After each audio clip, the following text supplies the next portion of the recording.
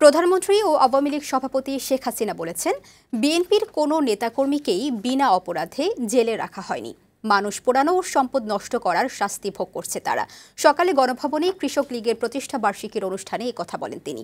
এ সময় আধুনিক প্রযুক্তির মাধ্যমে ফসলের উৎপাদন বাড়ানোর আহ্বান জানান প্রধানমন্ত্রী শেখ হাসিনা। পার্থ রহমানের প্রতিবেদন।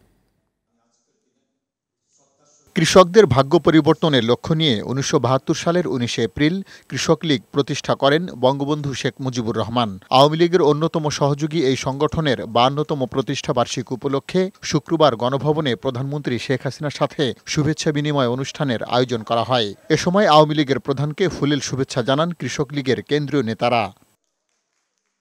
অনুষ্ঠানে প্রধানমন্ত্রী বলেন, বঙ্গবন্ধু শেখ মুজিবুর রহমান কৃষির উন্নয়নে নানা পরিকল্পনা গ্রহণ করেছিলেন।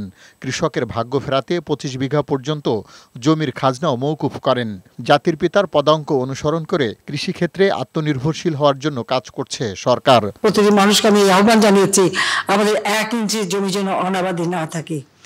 আমরা আবাদ করব, আমাদের ফসল আমরা উৎপাদন করব এবং আমরা আমাদের নিজেদের খাবার নিজেরা খাবো। উদ্বৃত্ত হলে আমরা মানুষকে সাহায্য করব, এটাই হচ্ছে আমাদের লক্ষ্য। আধুনিক প্রযুক্তি ব্যবহারের মাধ্যমে উৎপাদন বাড়াতে কৃষকদের প্রতি আহ্বান জানান প্রধানমন্ত্রী। আমাদের দেশেও কিন্তু অনেক নতুন নতুন যন্ত্রপাতি তৈরি হচ্ছে, কৃষি উপকরণ তৈরি হচ্ছে, যেটা চাষবাস আমাদের মাটির সাথে, কারণ আমাদের অনেক জায়গায় নরম মাটি, জমা মাটি, পানি মাটি, সেই সব জায়গায় জন্য যান্ত্রিকীকরণ করে চাষ করা যায়। এ সময় বিএনপির সমালোচনা করে তিনি বলেন, দলটি ক্ষমতায় থাকতে দেশের কোনো উন্নয়ন করেনি। ক্ষমতার বাইরে যাওয়ার পর তারা আন্দোলনের নামে মানুষ পুড়িয়ে মারছে, সম্পদ বিনষ্ট করছে। চিহ্নিত এসব অপরাধীদের বিচার কাজ নিয়ে এখন মিথ্যাচার চলছে।